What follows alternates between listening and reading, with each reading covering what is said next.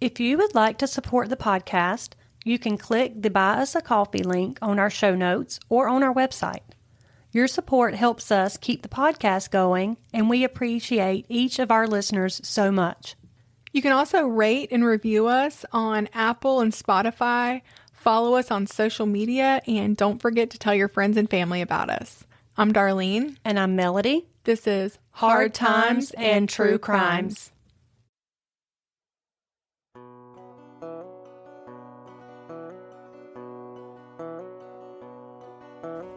As I've mentioned before, many farmers who owned massive plantations before the war were financially ruined by the end of it.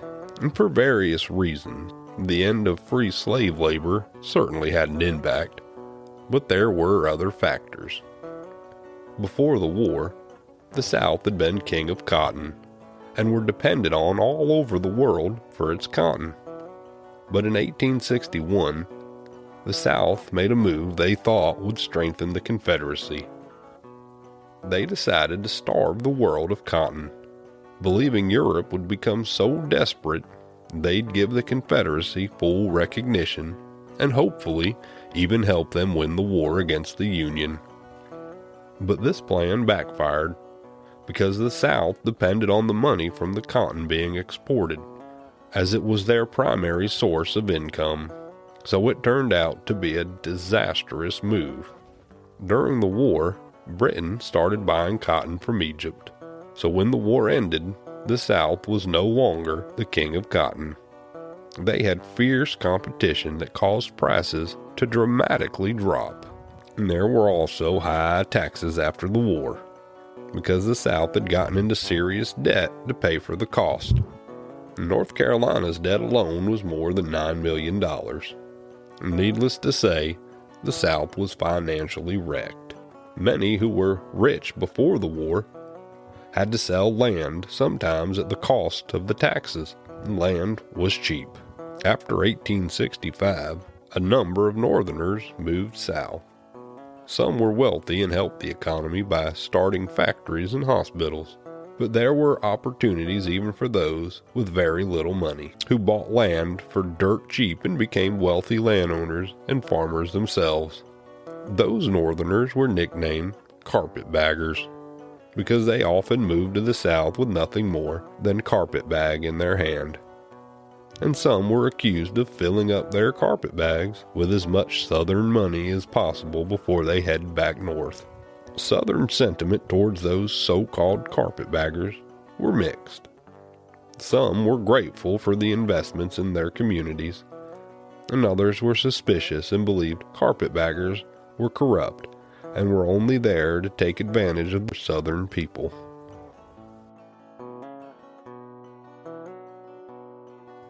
Hello, my name is Darlene. And I'm Melody. This is Hard Times and True Crimes. We're not drinking coffee today. No. For one thing, it's late afternoon. If I drink coffee this late, I will be Not up all sleep. night. Yeah. And I have a sore throat, so I'm drinking tea and lemon stuff. We're going to tell you the story today of Nell Cropsey from Elizabeth City, North Carolina. And Melody and I collaborated on this one. We did. We were asked to do an article for a local homeschool magazine, which at the time that this recording is released, I believe the magazine will have been printed. And so we wrote part of this story in there, and we're finishing it here on the podcast. Yeah, we left them with like a cliffhanger. Yes. So hopefully they're all coming here now to listen. Yes. And this is another local story from North Carolina. The part that Melody's going to tell, I don't necessarily know about, and vice versa. We're overall familiar with it, but we will be each learning things. Yes, we that have the other has researched. We have collaborated, and we both took our parts to research. Right. And some of that overlapped and some did not. I hope I have some things in there to surprise you with. Yeah, same. So Ella Maude Cropsey, nicknamed Nellie or Nell, was born in July of 1882, the third of 9 children. Mary and William Cropsey had 6 daughters and 3 sons. And they actually had another child. I'm not sure if it was a boy or girl, but that child, as was common at the time, did pass away.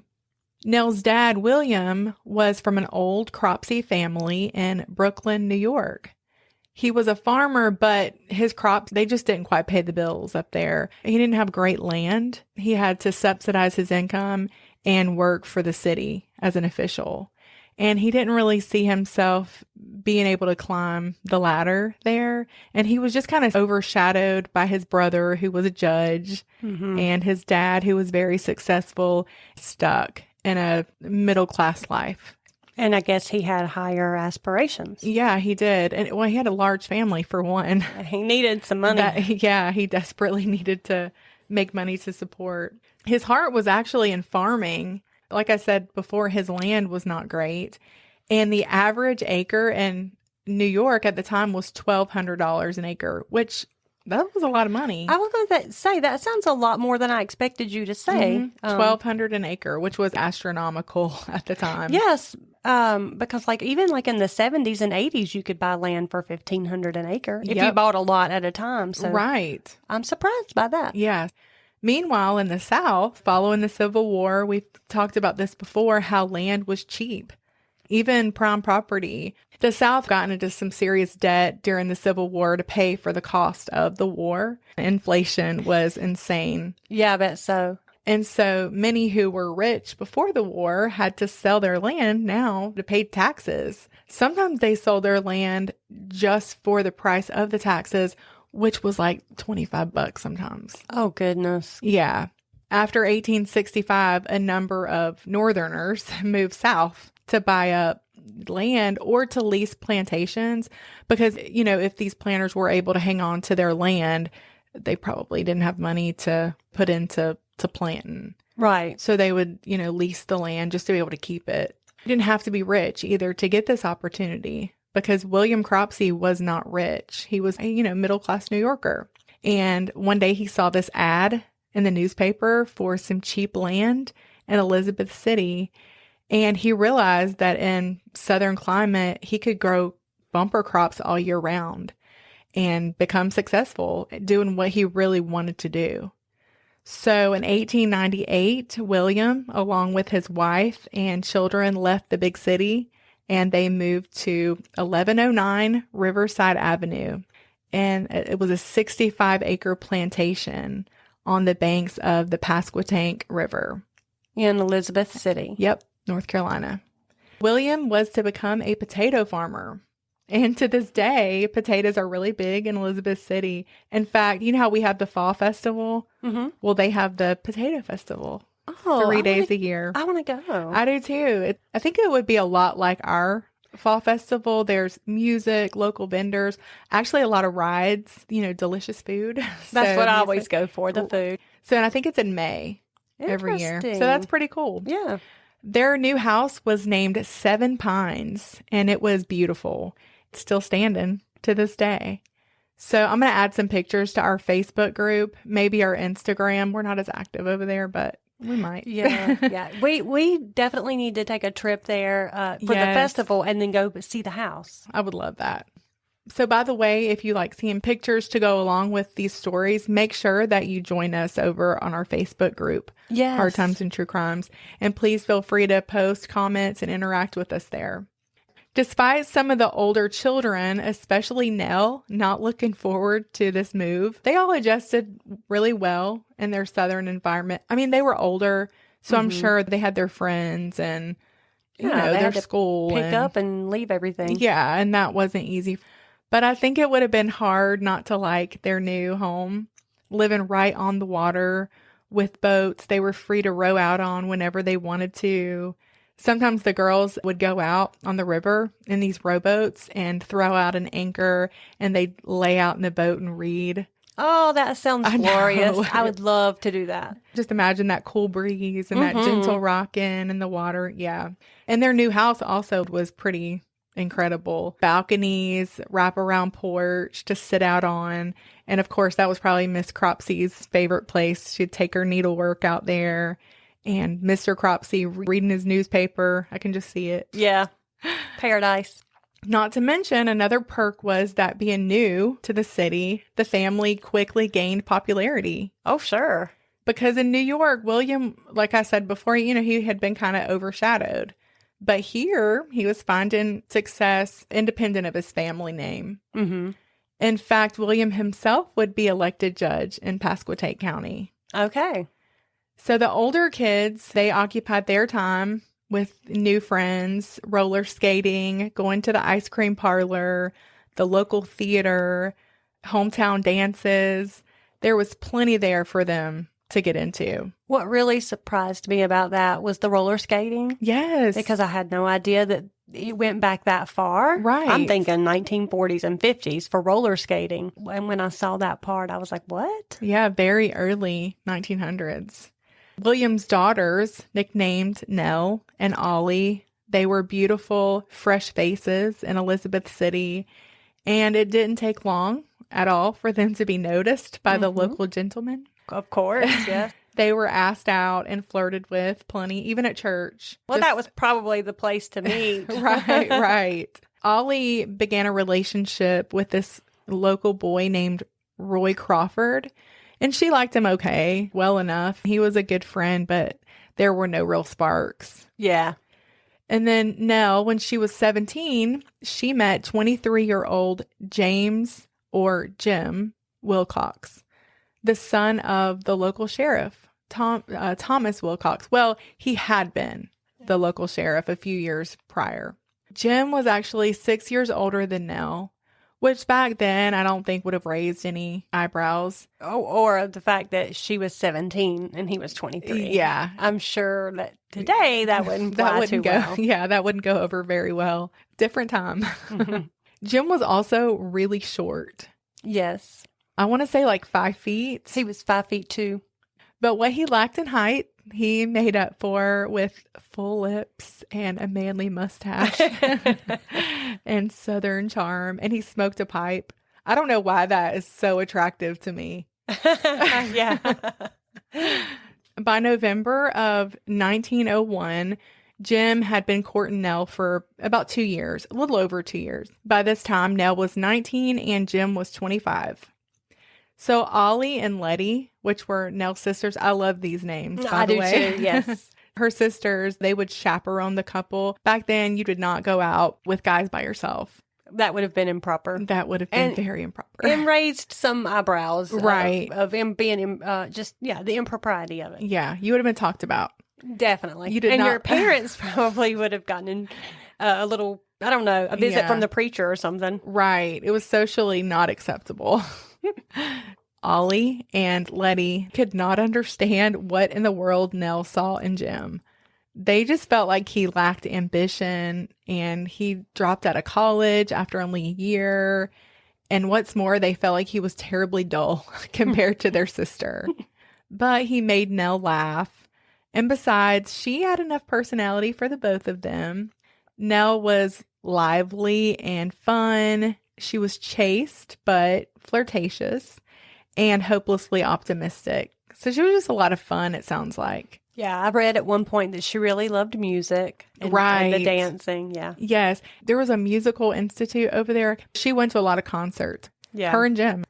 This is where the stories start to fork a little bit. And you just have to kind of decide what rings truest, I guess. Because all we really have is witness testimony. There are no hard facts, really. We do know that the couple had issues.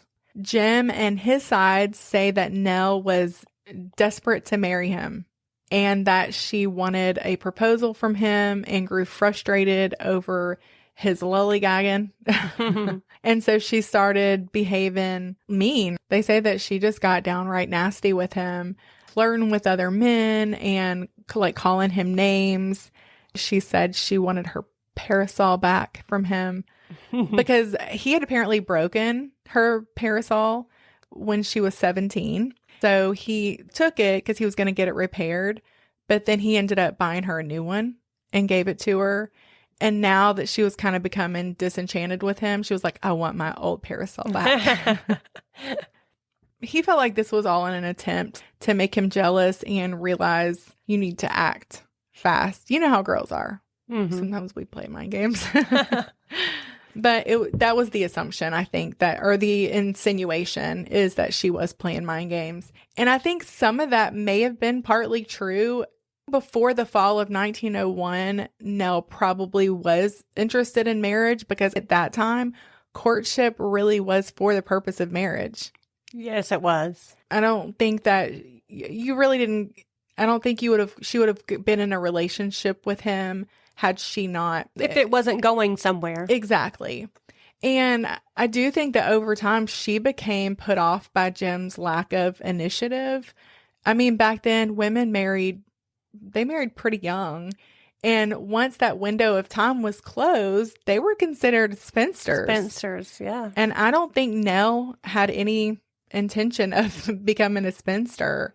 So it was probably a feeling of, why are you okay with wasting my time?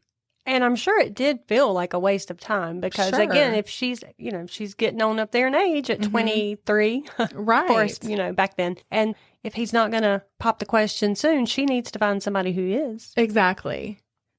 I've read some source material that insinuates Jim was just like a slow mover and careful, kind of a dull personality. But some of what I've read makes me think Jim might have been actually more calculating and arrogant than that. I do think he was arrogant. Yeah. Just based on some of the stuff that I read. Right. That's what I had written in my notes, especially as the story progresses. And I know I throw that narcissist word around probably every episode, but hear me out. A narcissist wouldn't have a problem wasting somebody else's time. They don't care about what other people want or need or what's expected because rules don't really apply to them. Because it's not about the other person. It's about themselves. Right. Exactly. Everything they do centers around what they want and they need. And narcissists by nature use people until they are done with them. And then they throw them away. But don't try to walk away from a narcissist. And that's probably could be a key part of this story. So I would say keep that comment in your mind there.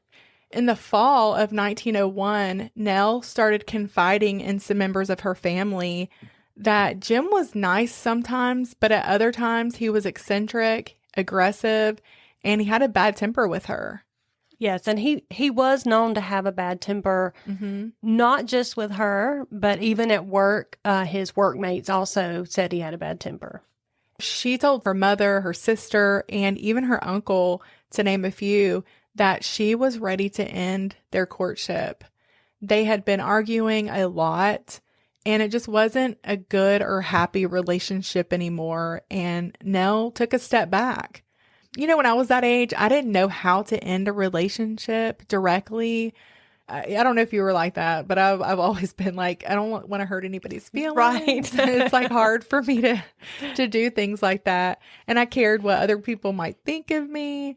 I feel like I understand Nell in this situation. Instead of directly telling Jim, she just kind of cooled off with him, ignoring him, avoiding conversation with him as much as she could without being downright rude. Although at times it does seem like she was downright rude. It does, I know. But, she would maybe like chat with other guys in Jim's presence. I don't think she was super flirtatious, but I think trying to just throw Jim the hint, like hoping he'd get it. Not knowing a better way to. Yeah. Yeah. 19. I think she was just hoping maybe he would lose interest in her so that she didn't have to be direct. Yeah. But Jim was just as much a fixture at the Cropseys as he ever was, no matter how awkward things got. And they got awkward. He visited Nell on Thursday evenings, just like always, but where she used to excitedly talk to him about her week and how giddy girls do, she just kind of ignored him, and they mostly sat in silence, or Nell would just talk to her sister, Ollie, or whoever else happened to be there besides Jim. Your turn. Okay. So with that background, on one Tuesday evening, Jim made his regular scheduled visit to the Cropsey home to visit with Nell. Nell sat with her sister Ollie on the couch, and Jim sat nearby. And there was only small talk. It was very limited. Nell, she actually had a corn on her foot that was causing her some pain. And so Jim asked her, how that was doing, whether it was getting better. And Nell she just replied, "Oh, it is a little." She was very limited with her words. Mm-hmm. So Jim returned the next day, which he didn't always come that often. He actually had started coming a little more often recently. And he took Nell's cousin, Carrie. She was visiting from New York. And he ended up taking her skating. Some would say he might have been playing a few mind games because he was probably trying to make her a little jealous. Yes. Because now she's giving him the brush off a little bit. Mm. He does not like that. And when they returned from their outing, Jim came inside to visit. And he was there for about half an hour. However, Nell was writing at the time, and the two did not even speak at all during that visit. So, little tense. Jim had brought some fruit along, and Nell wouldn't take any of it. Everybody else was like eating the fruit. And Nell was like, "No, I don't care for any." But later, after he was not around, she was found eating some of the fruit. So it was during that visit that Jim told Nell's sister, Ollie, that she was a nice girl. So I did wonder if he was like kind of making a stab, like, your sister's not being very nice, but you're a nice girl. Ollie readily agreed, yes, she was indeed a nice girl. When Jim left on that day, he stopped between the dining room and then the vestibule to light a cigarette. And it was then that he overheard the sisters and their cousin talking about him behind his back. They were mocking him. And Nell had made a comment about how short he was. You said that earlier. And one of the girls, whether her sister or her cousin, I'm not sure, but one of them replied, "Why don't you just call him Squatty?" Oh, no. And then they all laughed. And that probably stung him quite a bit. I'm sure. That same Wednesday evening, Jim Wilcox returned to the house for yet another visit with Nell. So just later that evening, he came back. Okay. And Carrie was the one who let him in. Nell had been looking very much forward to a trip that she was getting ready to take to New York that Saturday. So she was busy mending a coat that she was planning to take along with her. There they sat, the two of them in the same room, but hardly trading 2 words. More awkward small talk was made, and Nell's mother offered Jim some water. He declined and then said he would not have any because she may poison it. Oh. So I don't know if her family was kind of getting a little tired of him too. You said they were wondering what she kind of saw in him. Yeah. At some point during the evening, Roy Crawford, who you have already introduced to us as Ollie's suitor. Right. He told Nell she was looking mighty sweet tonight. I don't know if Ollie was offended by that or not. Probably not, because I don't think she cared. But then that's not the only strange remarks that were made. Also, someone actually brought up the topic of suicide. I don't know if this is just how young people entertained themselves during these courtship visits, but they got to talking about it. And Wilcox replied that he would prefer to drown. He said he had come close to it once, and it was rather a pleasant feeling. Oh, my goodness. I know. What a weirdo. Because it's not a pleasant feeling. No. I've almost drowned before, and it scared me to death. But Nell, she forcefully disagreed with that opinion, and she exclaimed, no, she would rather freeze to death. Oh, that sounds terrible, too, though. I know. I'm like, doesn't anybody think about getting shot? Right. That's fast and, After all the bizarre suicide conversation, Jim decided it was time to head home because his mother would be looking for him. It was almost 11, and he was expected then. And I'm thinking he was 25 years old, but it was a different time. On his way out, he rolled a cigarette and asked Nell if she might join him on the porch so they could have a word in private. She got up and went out to the porch with him without a word. Ollie could hear them talking out on the porch, but she could not hear what was being said. By 11:30, Roy had decided to head home as well, and he said his goodbyes. Ollie then headed up to bed herself. When she got up to her and Nell's room, Nell was not there, but Ollie just assumed she was still outside talking with Jim on the porch, so she went on to bed. At around 12:30, there was a commotion outside. A neighbor woke the family, yelling for William Cropsey and raising the alarm that someone was trying to steal his pigs. The dogs were barking, and the whole family was awakened at this point. Ollie saw her father getting his gun, and so she quickly warned him, don't shoot. Nell and Jim are still out there. But once the commotion had died down, it was apparent that Nell and Jim were not in the yard or in the house, and no one knew where they were. They couldn't find them anywhere. Where was Nell? So everyone, they got their lanterns. They're looking for Nell and Jim. They realized that front door was left open, and that was a little bit odd. They're calling for her. They're going out by the river. Nothing. It's like she just disappeared. The dad was like, oh my gosh, I bet that scoundrel took my daughter and they're eloping.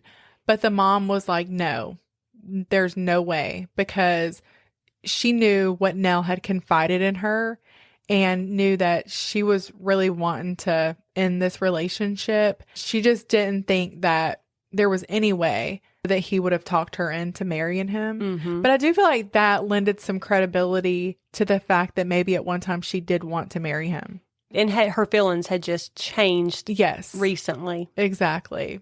But anyway, there were all these issues between them now. And so the family just knew something is not right. By now, William's getting frantic and decided, I'm going to go to Jim's house. I don't care. It's late, but I got to find my daughter. And when he got there, Jim's mom, understandably, was like, what in the world? Jim is asleep, but William was like, I do not care. Get him up because my daughter is missing. But Jim refused to see him. Yeah. Yeah. Now that's suspicious. Shocking. Yeah. Mr. Cropsey, obviously shocked and probably just so mad, went to the police chief's house and asked him to please help him find his daughter. Okay, so they find Jim. And now where's Nell? Exactly. They know that he's at home. And he's at home in the bed. This was 1901.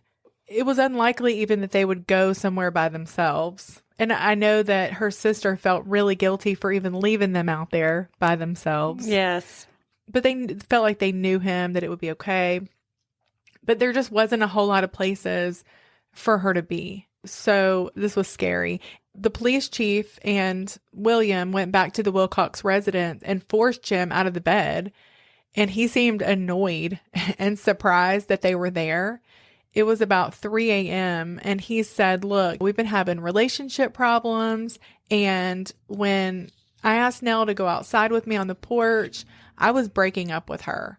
He said they talked for about 10 minutes, that she took him ending their relationship really hard.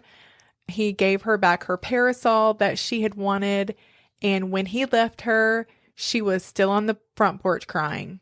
And the police chief, nor Mr. Cropsey, really bought his story. They ended up bringing Jim to Nell's mother, thinking maybe she could get through to him. They actually let all of her family question him for a good bit. But the mother was just absolutely devastated, of course. And she took a hold of both of his arms and she cried and looked at him in his eyes and just begged him, Jim, for the sake of your mother and me, please tell us where Nell is. And he said, I don't know. I'll swear to it. He's like, I left her crying on the porch. I gave her that parasol and a photograph and I left. Now, they did find that parasol inside. Did you know that? Like in yeah. I think it was just inside the doorway, maybe in the hallway. He said that when he left Nell, he walked around for about half an hour. And while he was out, he saw a friend of his named Leonard Owens. And he ended up corroborating that. Like he really did see him. And then he said he went and got a beer and he went home and went to bed. And can I tell you what I find suspicious about that? He said he went and got a beer with that guy, but he had just told them he was leaving because his mother was expecting him home at 11. Right. But he didn't get home until well after 11. Exactly. And so I thought that was It's suspicious. The whole thing is suspicious. So friends and family of Nell's, they made up this big search party. But of course, Jim is their number one suspect. Right off the bat. He's the last one to see her, and he is acting odd. They're looking absolutely everywhere there is to look for her. They brought in dogs, and they traced her scent down to the river. The river was dragged. Divers were brought in. They used dynamite. Her body had sunk. They were thinking maybe that would bring it to the surface. Yeah. Jim, he was arrested twice in the next couple of days, but there wasn't enough evidence to hold him. At that time, they, didn't even have a body. It is interesting that Jim was out hunting while everybody else was searching for her body. All right. So when they arrested him, it was for suspicion of kidnapping. And he said he had gone out hunting because there was some heat on him in the city. And so they was kind of sending him out to the country to kind of get him away from the heat. That was what he said. And also he said he didn't look for her because this is what he told his employer. Okay. That he didn't look for her because if he was the one who found her, they would just blame him more and say he knew where she was the whole time. Okay. Now, he was kind of like danged if he did, danged if he didn't. Well, that's true. That's true. I mean, how many times we know how suspects usually are the opposite. They want to be totally involved in everything. Yes. And they're like overly. I will say, I do think it's a valid excuse. Yeah. What he said was valid. I don't know that I buy it. Right. But I do think I could understand because honestly, had he helped him look and had he found her, yeah, that would make him look worse. Right. So you're right. He was danged if he did, danged if he didn't. Yeah. And his dad, too, had been the sheriff. He might have told him, look, don't answer any questions. Oh, yeah. I'm sure he did. Don't go search for, so some of the suspicious behavior could have been just, he was being advised that way. Right. But it wasn't a good look for him to seem so indifferent while everybody else is frantic. And he just seemed a little bit like he didn't care. He did seem that way. And so it was a bad look for him. Mm-hmm. But then other people later on said he was like that about everything. And some people they're odd. Yeah. We know that. We always say it. Mm-hmm. Like you really can't judge somebody based on their reaction to things. That's true. But I will always say I do it every time. Oh, I will still always do it. Oh, yeah. Me too. But I do feel like a lot of killers have enough sense to act like they care. Mm-hmm. And some of them overact. Oh, yeah, they're overactors. That makes me suspicious, too, when somebody's overacting. Right. But not everybody believed that Jim had something to do with her disappearance. Some thought, hey, she may have committed suicide if they had had that conversation that night. And if she had been distraught about Jim breaking up with her. Mm-hmm. But her family was like, absolutely not. And he was the one, too, I read, that kind of said that kind of insinuated, well, we were talking about suicide and she was upset. So, exactly. Yeah. But her mom was like, look, she was getting ready to go to this trip back to New York to see some friends and family. And she was ecstatic about going. In fact, her uncle testified that Nell's trip was a big issue between her and Jim. She had told him that Wilcox was jealous and didn't want her visiting New York. He said that Nell told him in October, Uncle Andrew, I have made up my mind not to have anything more to do with him. Mm. Still, other people thought maybe she'd gone down to the river to think, accidentally bumped her head, fell into the water. A reward was offered, and this case was huge. It was. As it grew in popularity, there were multiple supposed sightings just everywhere. Mm-hmm. And police, they followed up on them, but ultimately they weren't leading anywhere. Jim was arrested again for a third time, was given a $1,000 bond. Her father wrote an article that was published basically thanking everyone for everything that they had done for his family and in searching for Nell. He wrote that he believes and will always believe that Jim Wilcox was guilty of whatever happened to his daughter. He said that if Nell was dead, Jim was responsible. He went on to say that sometime when this life is over, when we will stand before the great judge, we will learn how and when he murdered my daughter, and the justice he may escape here will be dealt to him there. Mm-hmm. Jim wrote his own article after that, kind of like as a rebuttal. Like, I can't believe he's accusing me of this. He has no reason to accuse me of this. Kind of that same song and dance he had been like, I left her on the porch. She was crying. I was breaking up with her. Blah, blah, blah. I want this mystery solved just as much as anyone else. I thought the Cropseys were friends. I believe that somebody else wrote that for him and he just signed it like he was advised to write that. Also, in that same letter from her dad, William. Yes. He revealed in that letter that a clue had been found. that a whiskey bottle had been found on the sand beach in front of the Cropsey home, and one of the local saloon keepers claimed, well, he had sold one just like that to Jim Wilcox. Yes. Then one day, the Cropseys received this really strange letter postmarked from New York. And the letter said Nell had been killed because she'd accidentally seen someone that night trying to steal a pig from her dad. The writer said that Nell had been hit on the head and then dumped in the Pasquotank. The letter even included a map that marked the spot where they said her body would be found, which her parents were like, this really shook them. I mean, to the core. Rightfully so. Now, the police didn't find much validity in it. For one thing, they didn't think she was in the river. They felt like they had searched pretty thoroughly at that point. On December 27th, though, Nell's body would be found by 2 fishermen in the Pasquotank River. Heartbreakingly, her mother had been sitting looking out at the river like she'd done every day since Nell had been gone.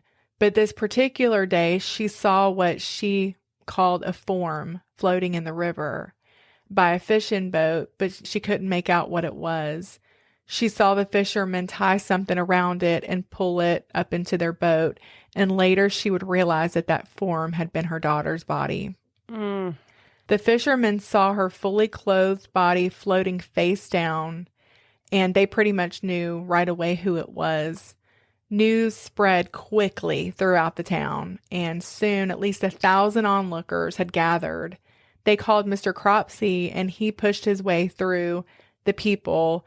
It's said that a hush fell over the whole huge crowd as he got to his daughter's body and just was overcome with emotion. It was crazy, though, because I read in a newspaper article where her mother had been interviewed, and she said that Nell's body was as beautiful and plump as it had always been, and she looked like she was sleeping. We know what usually happens. If you're in water for that length of time. How long had it been? 37 days. Yeah. And there was no real sign of decomposition, they said, except for her brain. And it was cold, but I mean, North Carolina is not that cold.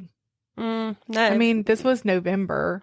Well, this was December 27th. She had gone missing, though, in November.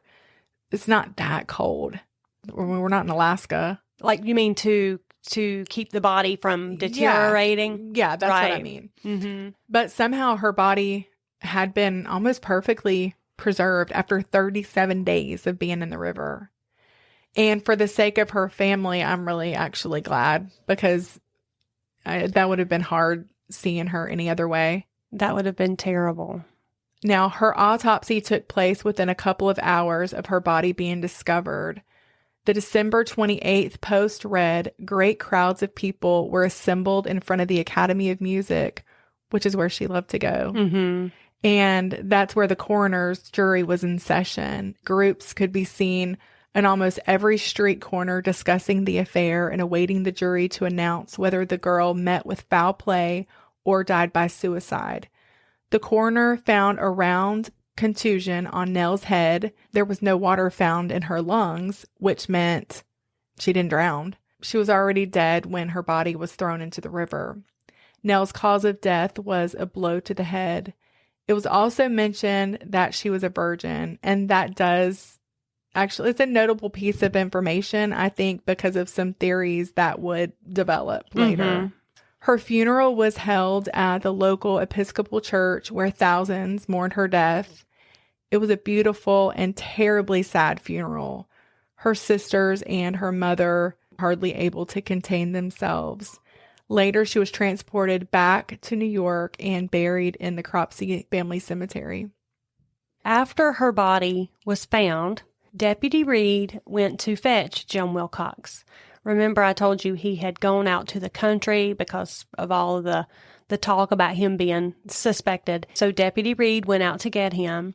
When he arrived, he informed Jim, Nell's dead, and you're going to jail for it. So he was picked up and taken back in. The community was outraged, and their anger was aimed right at Jim Wilcox. Quickly, a mob formed, and they headed to the jail with the intent to lynch Jim Wilcox for Nell's murder.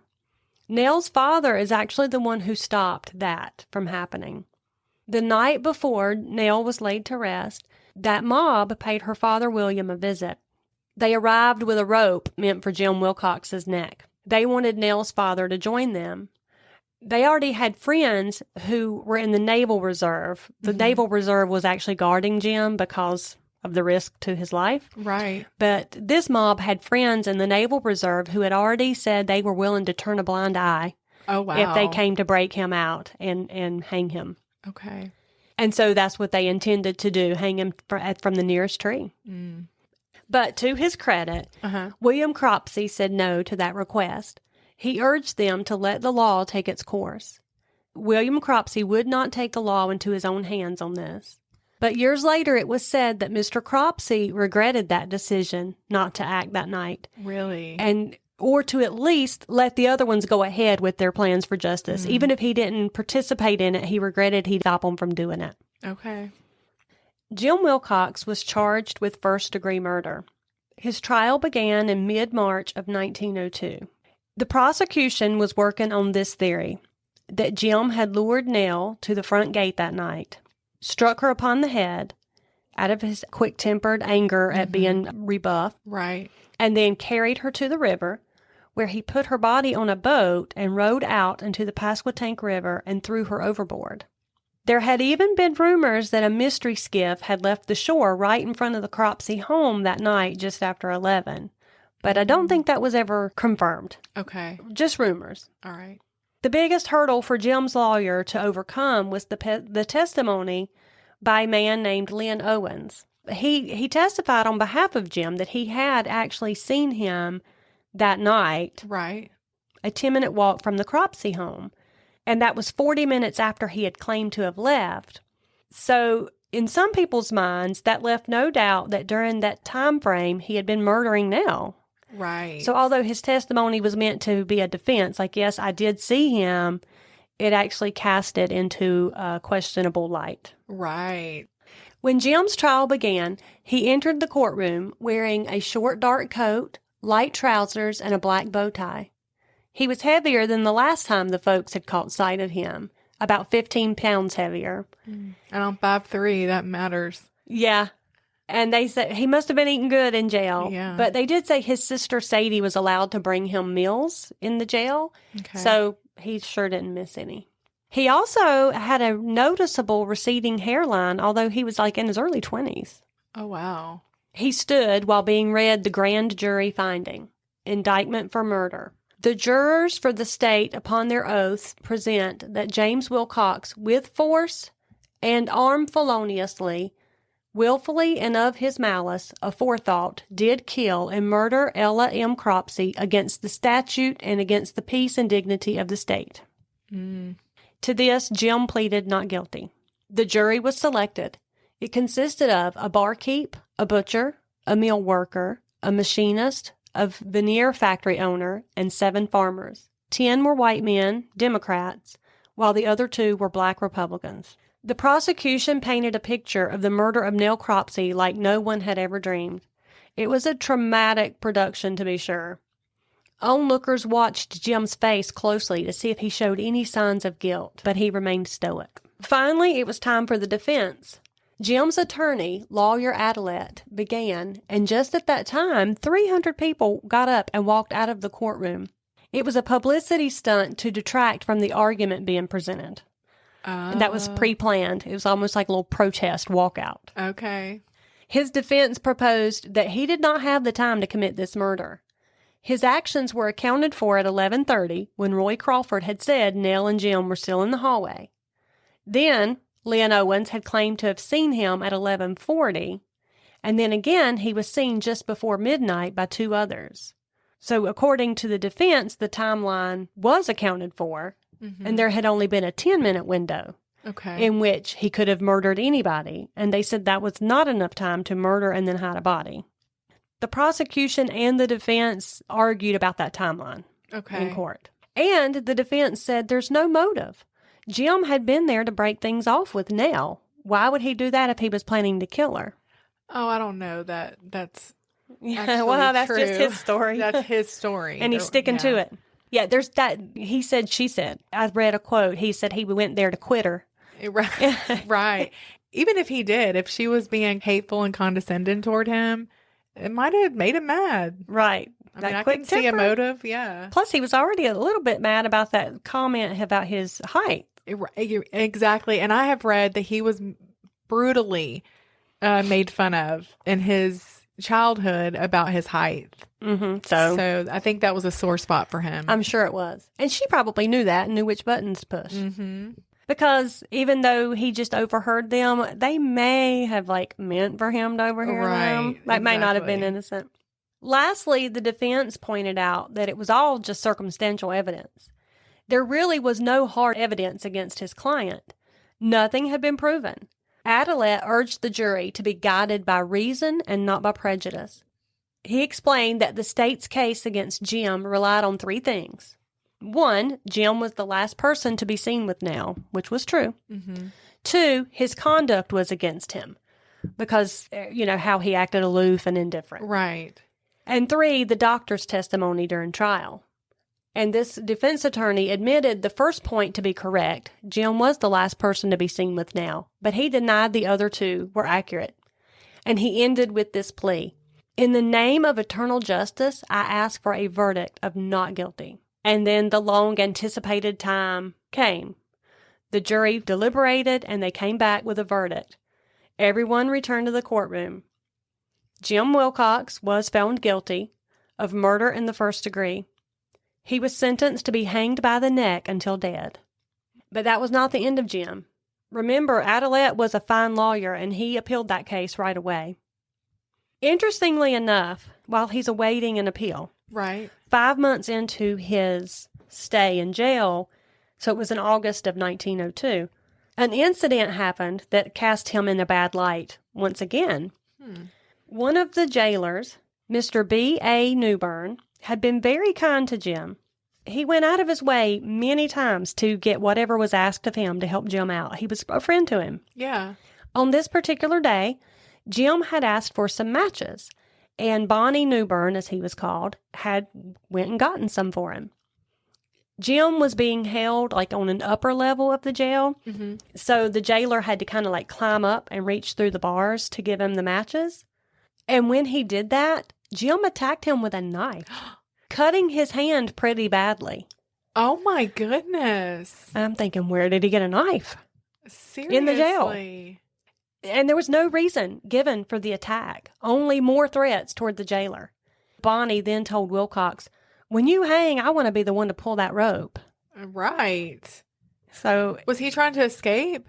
Not at that point. He didn't give any reason for why he lashed out at him. Okay, well then he's unhinged. Yeah, and where did he get this knife? He's in jail. I mean, maybe his sister brought it to him. In some of those meals that she was bringing? I mean, maybe. Perhaps. You never know. Well, that's not the only mark against his character. Once, when another visitor at the jail approached his cell just kind of out of curiosity, oh, I heard Jim Wilcox is in here. You're right. Wilcox threatened him with a beer bottle. Wow. So he does have that temper. He's earned that reputation. Just a couple of months later, on September 30th, 1902, the North Carolina Supreme Court awarded Wilcox a retrial. The reasons were that they awarded it was that the evidence was entirely circumstantial and that the conduct of spectators had been enough to prejudice the jury. Remember those 300 that walked out? Yeah. Now, I don't know if this is true, but did you read that the crowd, the townspeople threatened that they better come up with a guilty verdict? Yes, I did read that. And that happened. I mean, we know that has happened before in previous cases. So that would definitely prejudice a jury. Yeah. On January 21st, 1903, so this was another 4 months later, Wilcox was retried in a different county this time and convicted this time of second-degree murder. So he was still convicted, but now it's just second degree. But no hanging. No hanging. He was sentenced to 30 years of hard labor in state prison. The Wilcox family, of course, not happy with that verdict. They felt Jim was unfairly convicted. And then the Cropsey family, on the other hand, were also not happy with that verdict, feeling that nothing short of hanging was a just verdict. Right. Just 1 year later, Wilcox's family was working hard to have him released. They were wanting to request a pardon from the governor already. And the Cropsey family got wind of that, and so they worked just as hard to combat that and to keep him there. But they didn't have to work too hard because he actually helped them out with a rather stupid decision. In December of 1905, a fellow inmate contacted the superintendent of the penitentiary where Wilcox was held. He informed them that Wilcox and a fellow inmate had made an escape plan and were planning to shoot their way out of prison. Oh, my gracious. Once the plan was found out, they were both thrown into solitary confinement for several days. When Wilcox requested a meeting with the superintendent of the prison, wanting to know why he was in there, he was told that his escape plan had been discovered. So he had nothing else to do but admit that he and his accomplice were planning that. And the superintendent said, I heard you had some loaded guns. And Wilcox told them where to look. And sure enough, when the property was searched inside the prison, they did find 2 loaded revolvers hidden just where Jim Wilcox said they would be. Where are they getting these things? I know. Weapons. I know. Wow. He had actually been hiding that revolver in his cell inside of a cracker box with a like a little cloth covering the cracker box. And then there was like some kind of like a little loop in the top of the box that the gun hung from. And that's where he kept it. That is crazy. But like somebody snuck a gun into the guy, but he was willing to shoot and somebody. Right. Well, that put a quick end to any hope for a pardon for him. Yeah. For a while, anyway. For 13 years, little was heard from Jim Wilcox at that point. Until 1918, just weeks before Christmas, he submitted a pleading letter to Governor Bickett of North Carolina asking for a pardon. In that letter, he claimed that he had served his time faithfully without so much as a reprimand from any of the authorities. Now, I'm going, Besides the time you tried to kill. Yeah, that you were found with 2 loaded guns and was going to escape. Right. But listen, this is crazy. He said his health was bad and he desired to return home and spend Christmas with his family. He once again claimed he was innocent of the crime. The manager of the state prison also wrote a complimentary letter on behalf of Wilcox and sent it along to the governor. So on December 20th of that year, 1918, he was finally pardoned by Governor Bickett. The governor stated his reason for pardoning as this: that Jim had been sufficiently punished for his crime already, that he had been a model prisoner. Again, how I know. And that the prosecutor of the case, the guy who had prosecuted him initially, shortly before his death, had also submitted a letter asking for Jim Wilcox to be pardoned. I did know that. I thought that was bizarre. Yeah, that was bizarre. The governor had great respect for that prosecutor, and so that held some weight with him. And he said the final thing that persuaded him was Jim's own humble letter that he had written on his own behalf. So he was pardoned and headed back home to Elizabeth City. Yeah. So when Jim was released from prison in 1918, he, like you said, he went back to Elizabeth City, where his family lived and where he had some loyal friends who had really stuck by him the whole time. Even some of the old timers who were there who thought he was guilty had softened toward him and were really willing to give him a shot at a new life. I'm sure everybody didn't feel that way, but I think most people were willing to give him a chance. His best friend, James Flora, got him a job working for the fire department. But it was reported that instead of those years in the prison softening Jim, he was just as quarrelsome and mean as ever. I've read that too, and that he was apparently really offensive to the other people there. He was, and so his friend wound up having to ask for a resignation from him. Yeah. And Jim I don't know if he got depressed. I don't know which came first. I say this often, the chicken or the egg. But I know he started drinking, and he may have just always kind of had an underlying issue with drinking, because I had even heard when he was courting Nell about some inappropriate instances when he had been drinking. And so anyway, now he's drinking very heavily. kind of secluding himself. I don't think his health was that great. I'm not 100% sure he had tuberculosis, but I think that was rumored. I know that he had met with a reporter, W.O. Saunders. Well, he was an editor, and he actually did believe Jim Wilcox, and he was the only reporter that Jim Wilcox was ever willing to meet with. Yes. He wanted to help Jim Wilcox write a book. And give his side of the story. Yes. So he could put his story out there. Exactly. But this reporter wound up. Yeah, he died in a car crash. He actually ran off into the Dismal Swamp Canal. Yeah. They said it was like 18 feet deep. They had to dredge his car out, and it took several hours. But he took that story to his watery grave with him. Whatever he knew, and he probably knew the most as far as Jim Wilcox's side of the story. Anyway, about July of 1934, when Jim was in his 50s, he had really just gone downhill. He had come from a prominent family, just kind of had everything laid at his feet in the beginning of his life, but he had descended. Right. We'll just say that. And life just wasn't going good for him. He talked to a friend of his named John Tuttle, just telling him, like, I don't even want to live anymore.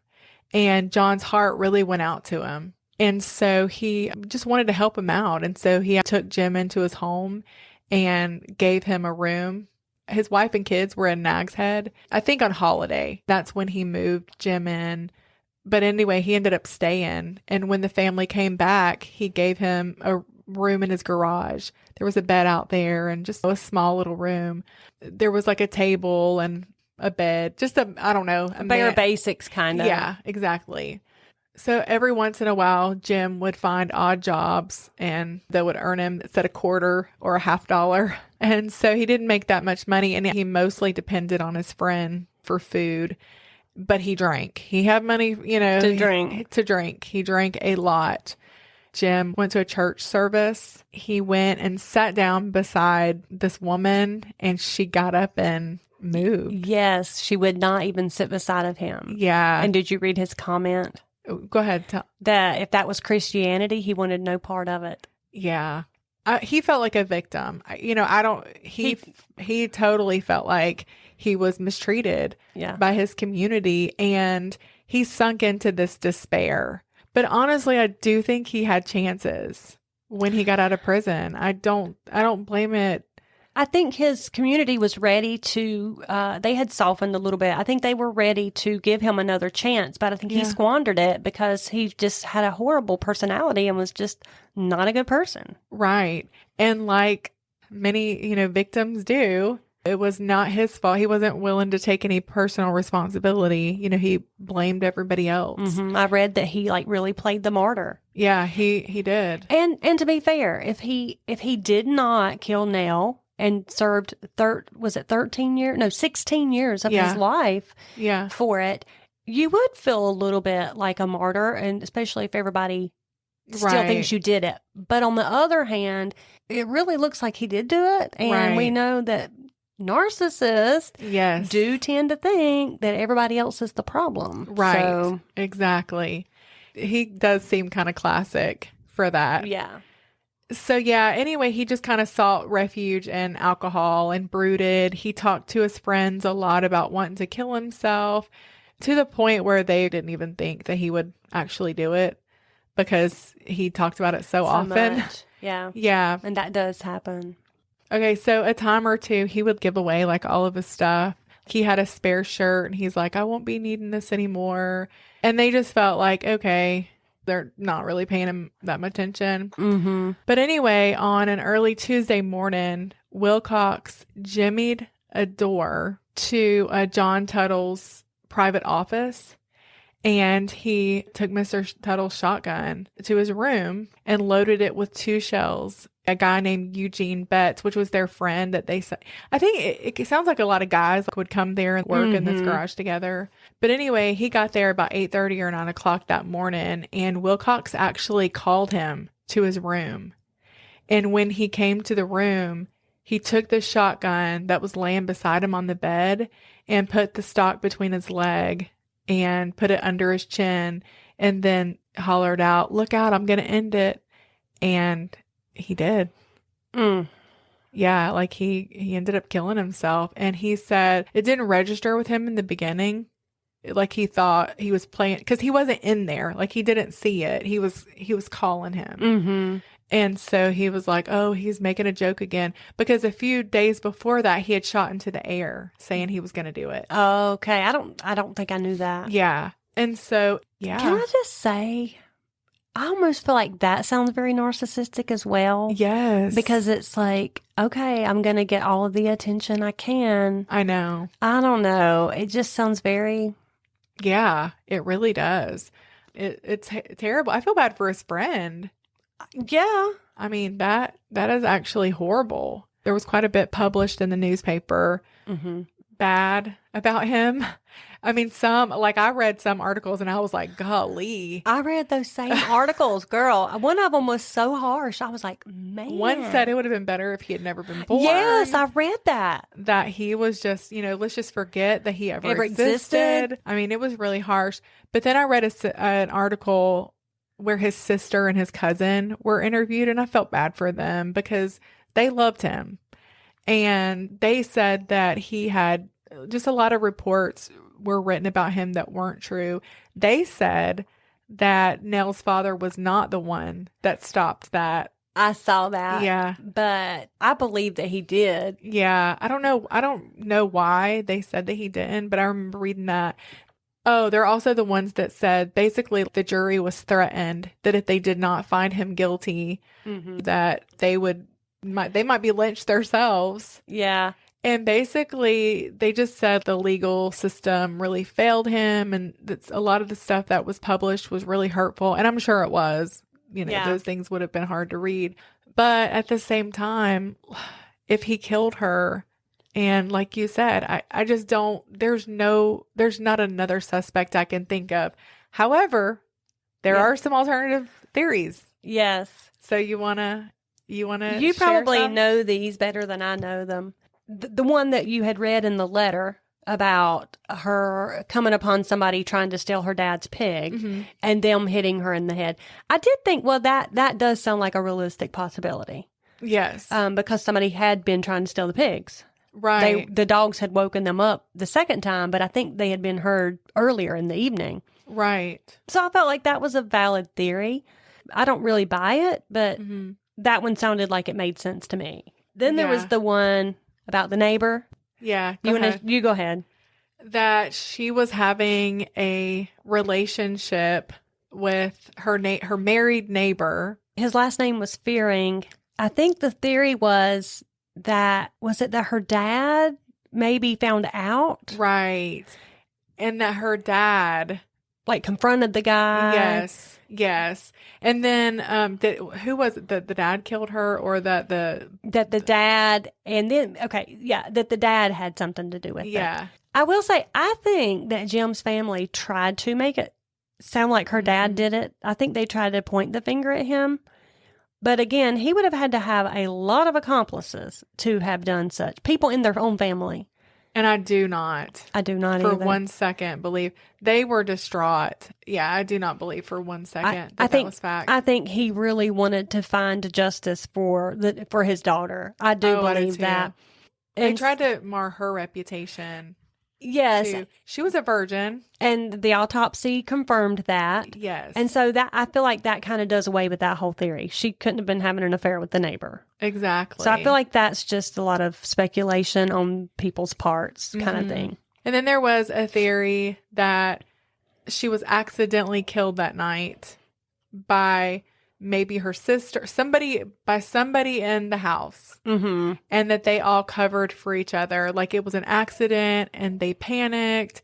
And so they just blamed Jim Wilcox. To me, that is the dumbest. That's very far-fetched. It's so far-fetched because if it was an accident, why wouldn't you just call for help? If I accidentally did something to somebody in my family, I'm calling the cop or come help my kid. Right. Or, I mean, her dad's a judge. He knows, and her uncle was a judge. They know that would be how you handle something.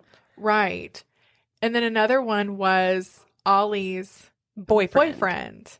because he had made some gestures toward her that night. And had said, yeah, she was looking mighty sweet tonight or something like that. Right. And I think I even heard one theory that Ollie did it out of jealousy because Roy had said that. But again, I don't think that one holds any weight either. I don't know. I don't think she really cared that much about him. Oh, and then there was another crazy part of the story about the clairvoyant. Go ahead. I don't know if I know this. Oh, really? At one point when they were still searching for Nell, a clairvoyant by the name of Madam Snell Newman from Norfolk, Virginia, came to town claiming to know the whereabouts of Nell. She met with the police and she took them around town following her quote-unquote vision of where to find Nell. My gracious. She said Nell had been chloroformed, wrapped in a blanket, and taken to a neighboring town and then had been killed. And her body had been left in an abandoned well by her suitor, Jim Wilcox. I mean, this is crazy. But authorities, they didn't have a lot of leads at that time, so they followed her leads, and they went all over the place looking in these abandoned wells, which, of course, they didn't find her body there. They searched all the abandoned wells within a 20-mile radius. Again, that even though that was still saying Jim Wilcox did it, it was this just crazy theory of how it all happened, and made no sense. There are a lot of little stories like that. Which is what makes it so hard to get at the truth. Right. I personally do believe that Jim Wilcox killed her. I just don't. Okay. I wondered if you did. I thought you didn't. I do. Okay. I mean, I read this other book. They tried so hard to make him the victim. They were like, oh, she was just so mean, and she was just like seeing everybody behind his back, and there's just no, like, zero evidence. Right. I mean, that was a hot take, but yeah. So I don't buy it. But it is interesting what ended up happening. There was so much tragedy with the people that were there that night. So, I mean, yeah, that all within itself is pretty crazy. It is. Her brother, which I believe his name was also William. It was. He must have been a junior. Years later, it was 1913. This was 5 years before Jim Wilcox was ever pardoned. But her brother also committed suicide. Yes. In front of his wife and children by drinking carbolic acid. Yes. I mean, how horrible would that be? And especially with your wife and kids there. And I read that he had offered to kill them too. But some people said it was because he was carrying around guilt over something that had happened. Right. But again, there was really nothing that would really kind of give any credence to that. They said that he just had a lot of trouble. He was having financial trouble, for one thing. Yes. I think those got the best of him. Yeah, I think so too. And then the guy who was there that night, what was his name again? Roy. He also committed suicide, didn't he? Yes. Yeah, he committed suicide. So bizarre. Which is crazy. And then... So 3 people that were there that night eventually committed suicide. Yes. Include Wilcox, Roy Crawford, and her brother William. Yeah. I mean, that's some bizarre. pretty high numbers. It really is. Yeah. It is. And then her sister ended up... I mean, I don't think she ever got married. And she became a recluse. Yes. And they said she kind of like was frozen in time from that night that Nell disappeared. Yeah. Like she never quit dressing the way, like, you know how styles change over the decades, but she never did. Yeah. That she just continued to dress in the style of the early 1900s and just very reclusive and odd for the rest of her life. And I believe she died in 1944, but from colon cancer, I believe it was. She wasn't too old, I guess. She would have been in her 60s. Okay. And then, just such a sad, sad story. Very. But I do believe in the end that, I mean, I always pay attention to all other theories, but I do think that Jim Wilcox probably murdered her. Yeah, I know it was all circumstantial evidence, but had I been on the jury, I think I probably would have convicted him or voted to convict him because he did have motive. Right. He did have the means. Yes. He did have the opportunity. Yep. And he was known to have a bad temper. Right. And that temper got away from him a couple of times, even though they said he had this model prison record, he didn't. Mm-mm. So I just feel like I think he was guilty. Yeah. You know, in Elizabeth City, as a fundraiser for their city, every year they have this like event where, well, they do like a little ghost walk of the Cropsey house or around there or whatever. But then they do like a trial. Oh. Yeah. And a lot of times they find the dad guilty. Ugh, I just don't believe her dad do not did believe it. But I later on, people just want to find they want to be these sleuths and believe like, oh, we have the answer. Yeah, like So I like to do. Yeah. Well, and me too. But I think it's just like a popular new theory. He was innocent, but I don't believe he was. Yeah, I don't either. Those sure were some hard times. They sure were. Now, I'm not sure when, but at some point between 1865 and 1980, they quit calling us carpetbaggers and started calling us Yankees. Speaking of which, I got to spend a few days in New Jersey over the weekend. And when I got back, I told my wife that I had forgotten how much I liked it there. And she looked at me with that familiar glare and said, "Not enough to move there though, right?" And I said, "No, dear, not enough to move there. If you'd like to guarantee not to disappoint your spouse by reminiscing about your childhood home, you make sure you download every episode and tell everybody you know, and a few people you don't, to check out Hard Times and True Crimes. Till next time, goodbye."